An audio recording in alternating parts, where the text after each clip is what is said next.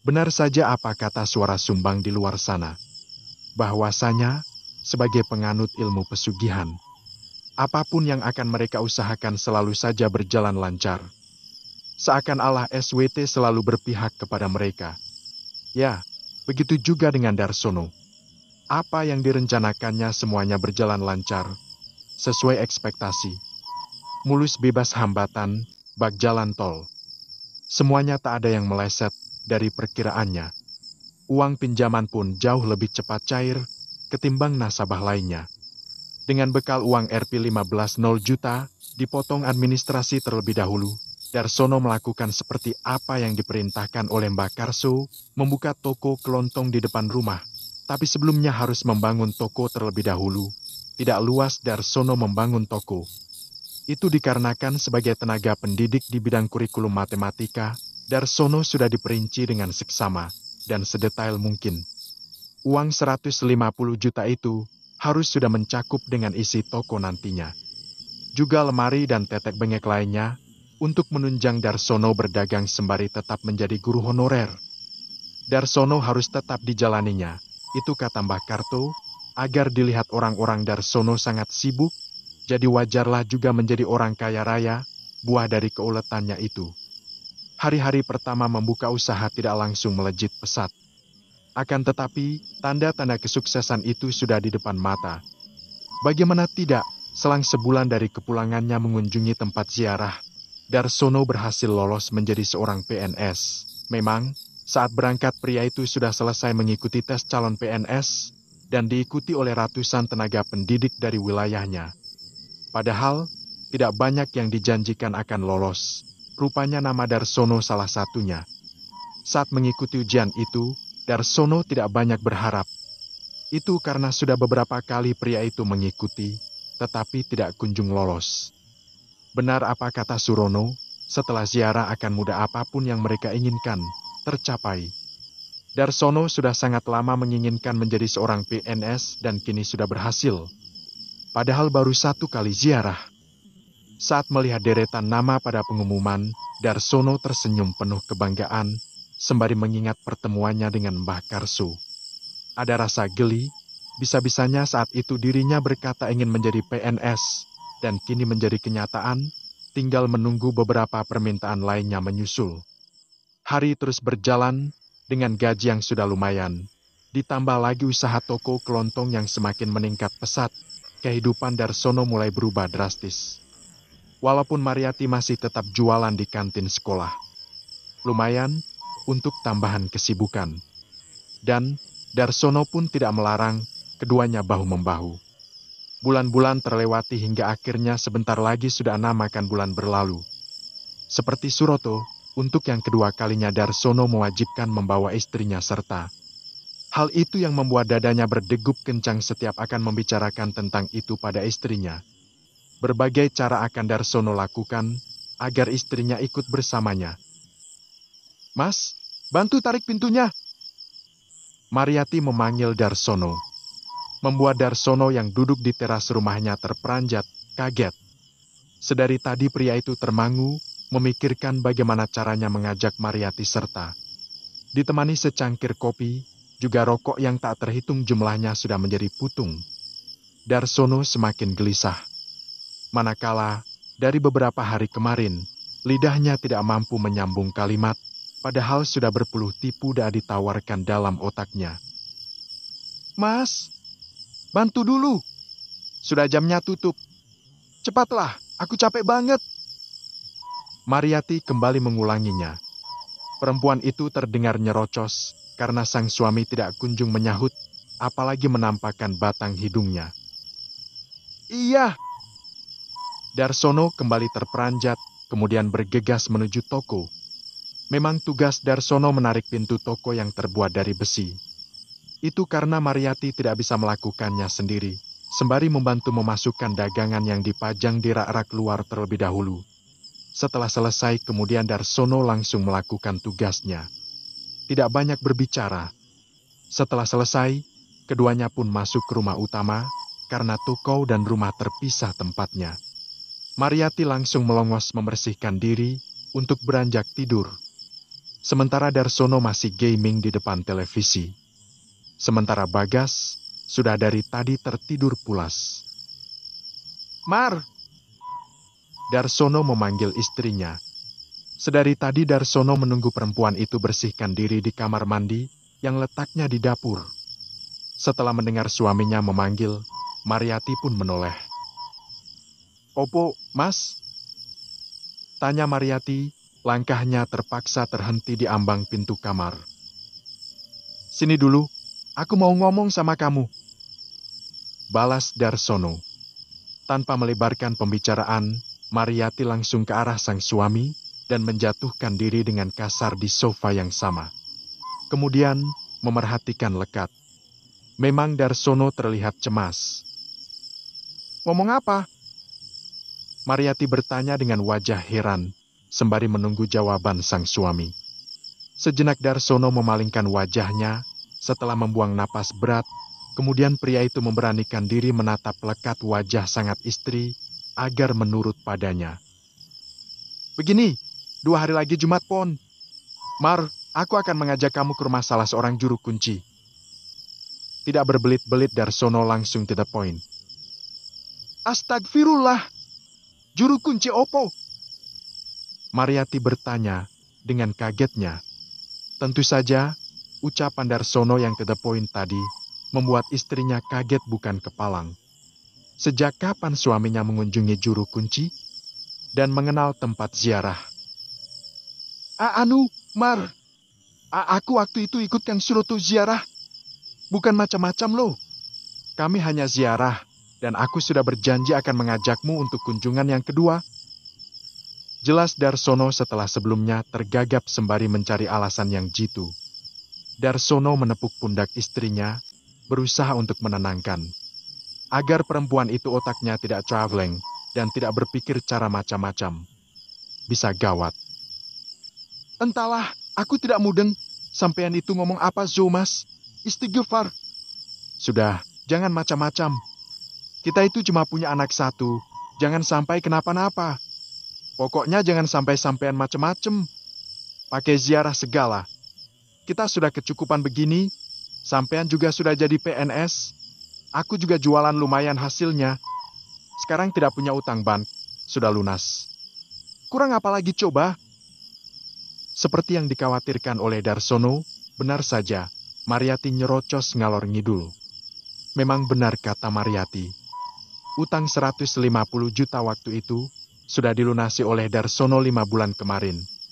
Itu hanya dari hasil toko saja, sudah menampakkan keberhasilan. Darsono menghela napas panjang, lalu mencengkeram erat lengan istrinya yang akan meninggalkan dirinya. Saking kencangnya, sampai-sampai membuat Mariati kembali terduduk. Darsono membalas tatapan penuh selidik sang istri. "Jadi istri, kudu manut suami. Sudah, berhenti curiga berlebihan. Jangan takut, aku tidak akan kenapa-napa. Begitu juga dengan kamu. Dan juga anak kita, aku tidak aneh-aneh kok. Cuma ziarah, makanya kamu aku ajak." Jelas Darsono tegas.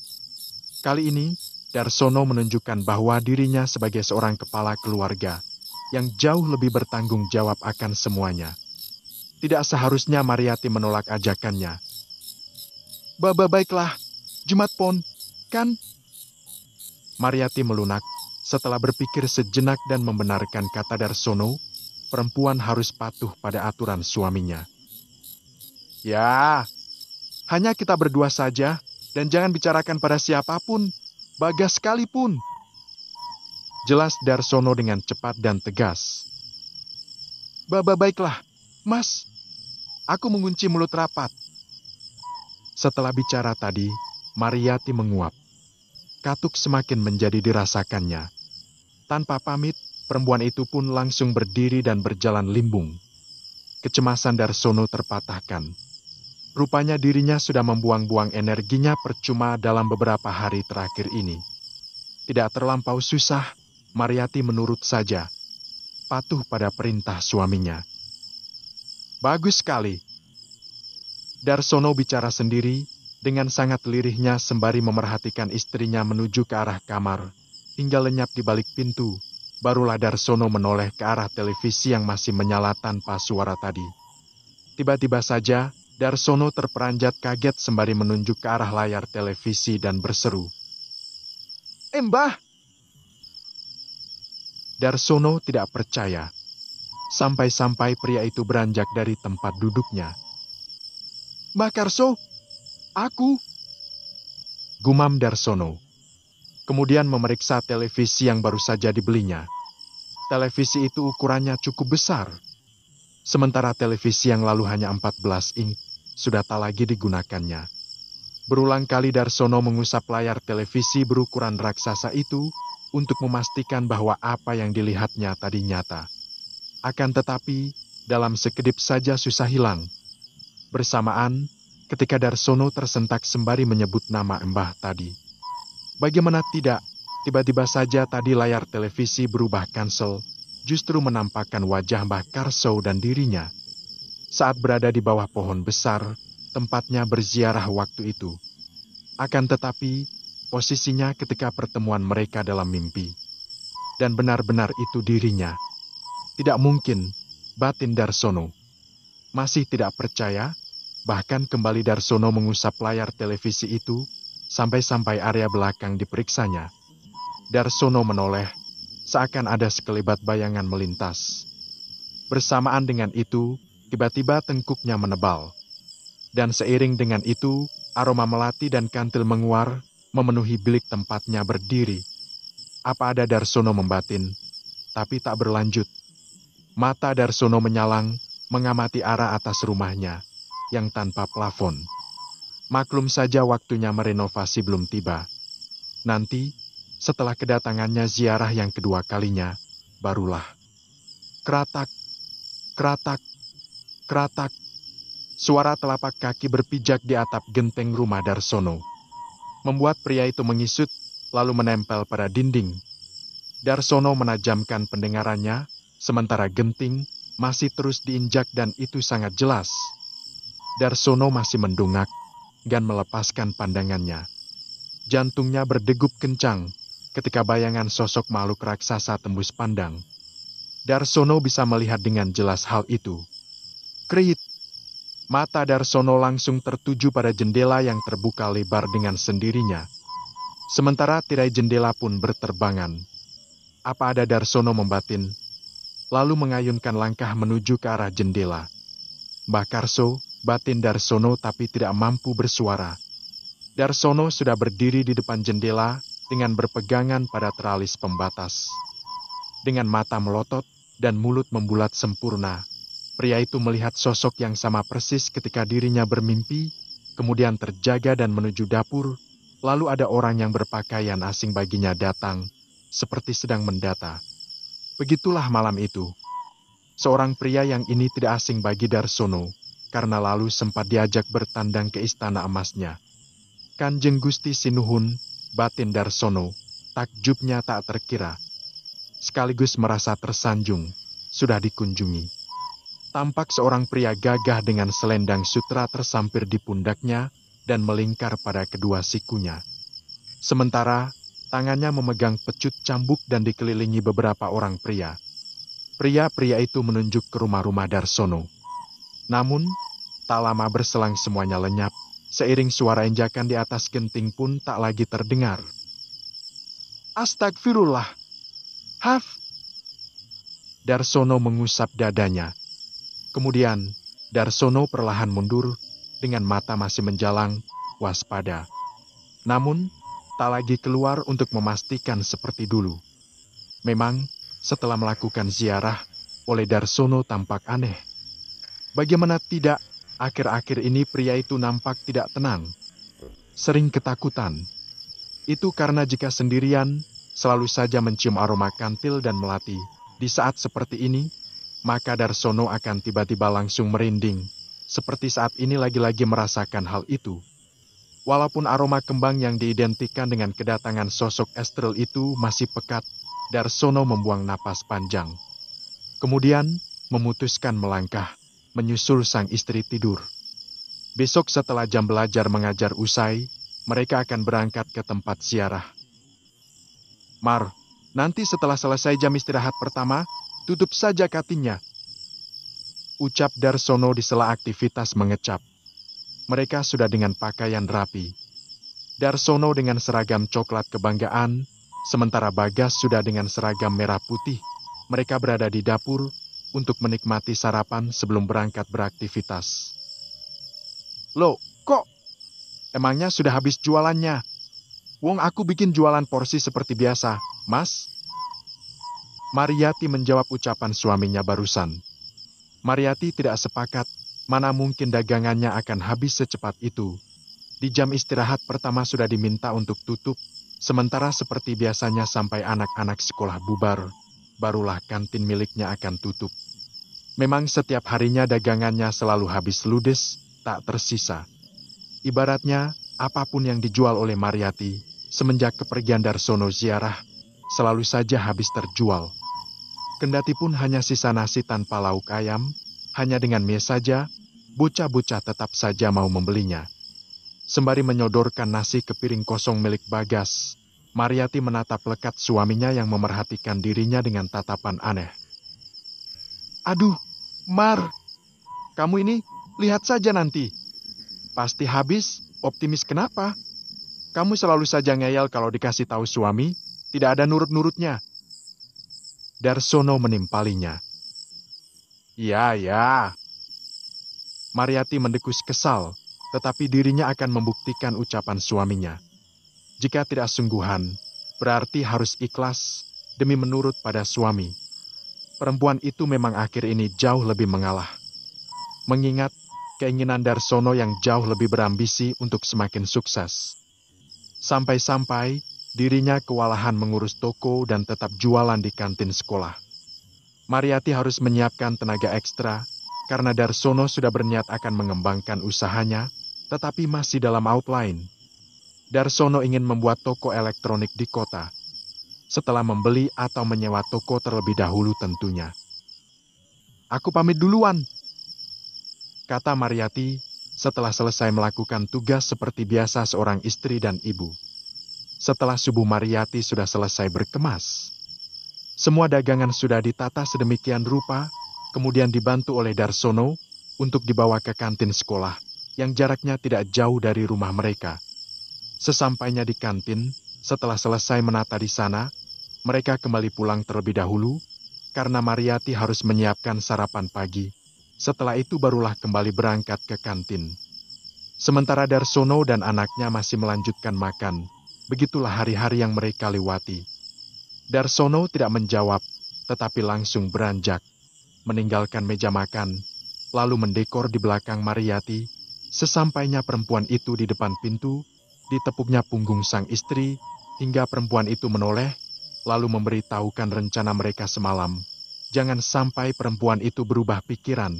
Darsono benar-benar memastikan. Ya, aku tidak lupa. Jelas Mariyati membuat Darsono mengacungkan dua jempolnya. Kemudian, Darsono mendekatkan wajahnya, berjaga-jaga jangan sampai Bagas mendengar. Langsung bersiap-siap, aku juga hanya masuk satu mata pelajaran saja. Nanti kita akan berangkat sebelum Bagas pulang, ngerti, kan? Tidak lagi ada jawaban, Mariyati langsung melongos. Sementara Darsono kembali ke meja makan, melanjutkan mengisi perutnya. Setelah selesai, Darsono pun langsung berangkat bersama Bagas. Mereka menuju ke sekolah bersama-sama, karena letak sekolah tempat Darsono mengajar tergabung. Dari taman kanak-kanak, SD sampai SMA dalam satu lokasi.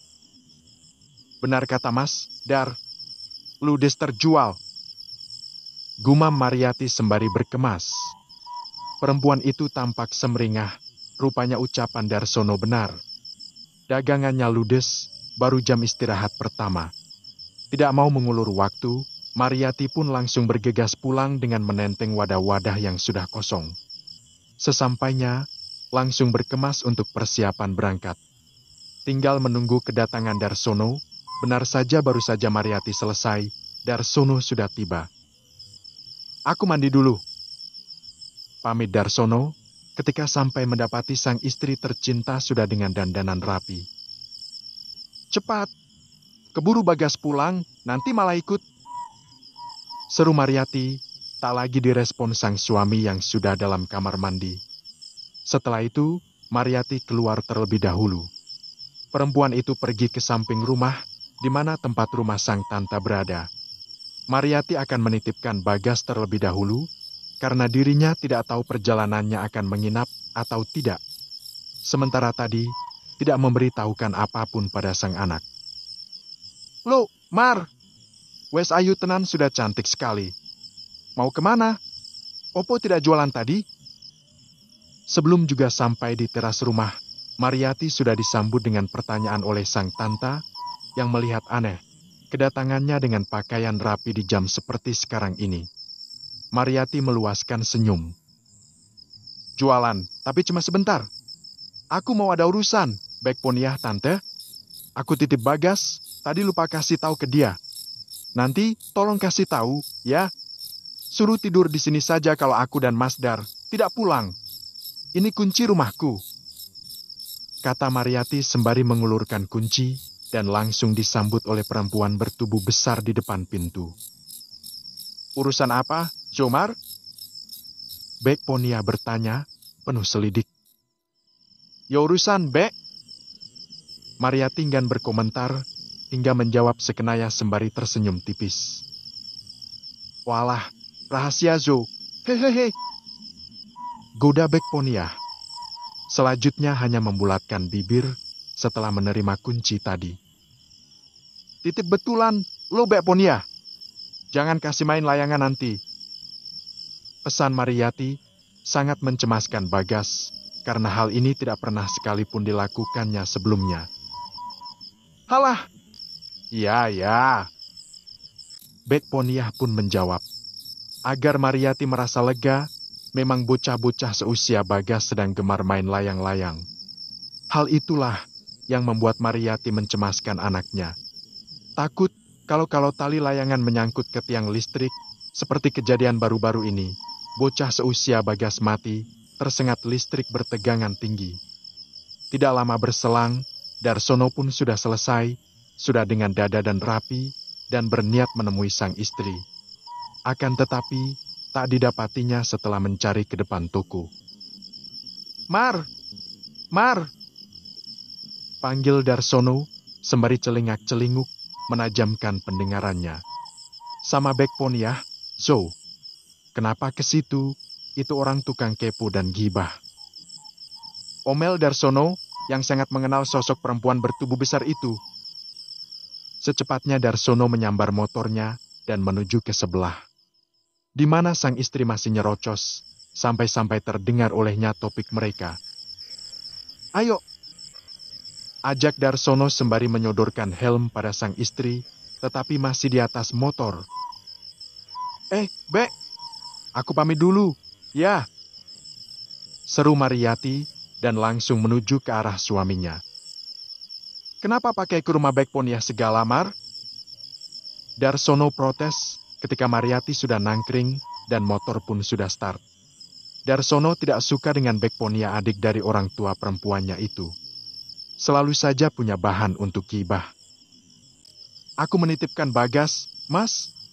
Itu gantinya ibumu, Mas. Jelas Mariati, sembari menaikkan kaca helm, karena motor melaju kencang, Darsono berburu dengan waktu, akan cukup lama perjalanan mereka, karena mengendarai sepeda motor. Kok aneh, yo, batin Bek Ponia, sembari melihat kunci di tangannya. Setelah matanya tak lagi melihat ponakannya tadi. Bek Ponia merasa heran dengan pencapaian yang didapatkan oleh Darsono. Perempuan itu tidak bisa berpikir subjektif. Bagaimana bisa, utang 150 juta dalam kurung waktu 5 bulan sudah bisa melunasinya. Perempuan itu sampai menggaruk-garuk kepala, memikirkan dari mana saja ponakan mendapatkan uang sebanyak itu. Bek Ponia mendapatkan akses masuk ke dalam rumah Mariati dengan kunci tadi. Bersambung.